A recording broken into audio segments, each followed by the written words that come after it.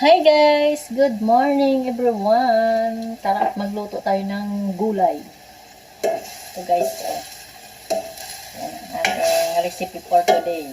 For today's video ay magluto tayo ng gulay. Yan o.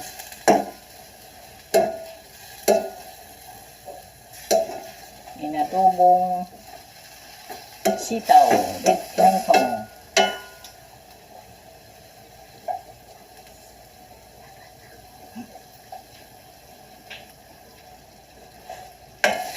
Masustansya, masarap. Haluan ko lang siya guys ng ng ito.